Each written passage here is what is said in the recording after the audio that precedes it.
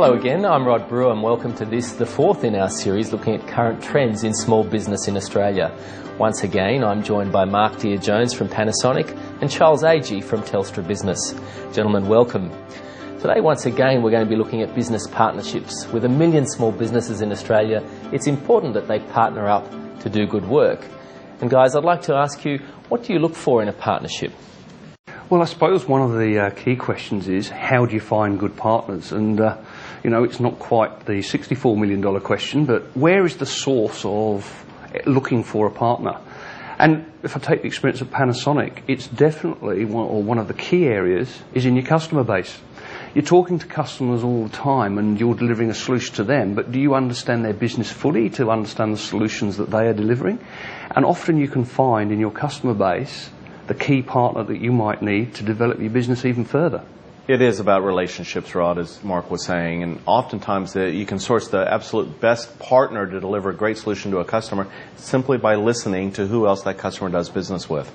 I'll take, for an example, a partner to you as a small business, understanding who else they're doing business with, developing the relationships, and we often call it networking, Mark, but really networking produces business. It gives you ideas for partnerships, it gives you ideas for new services to provide to your customers.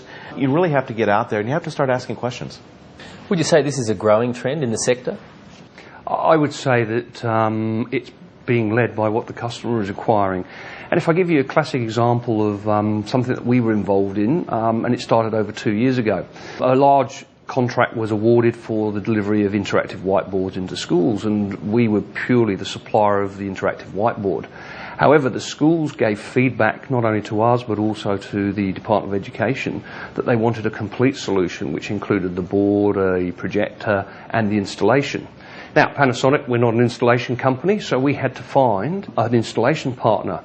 Now, one of the things we did was, rather than go and find one that could cover the whole state, we went and partnered with 10 small businesses. And the reason we did that was that they were able to meet the values, the needs and the service requirements that we had, but also so did the customer. And ever since that we have been able to partner with them and deliver a total end-to-end solution, the satisfaction rating in the schools and also the Department of Education has gone through the roof, and it's a win-win for everyone. Well, Charles, Telstra works with coming up to 100 small businesses in Australia. How do you ensure quality control when you're dealing with so many partners? We made a choice to actually utilize small businesses in local communities to operate those business centers, rather than, as an example, us operating them ourselves, for a couple of reasons. One is local matters. Local small businesses matter. The fact is that if you're a small business relying on a partner, just as you would partner with Telstra, you want to have a local feel to Telstra. You want to have a local feel to perhaps what you might think is a big, daunting partner.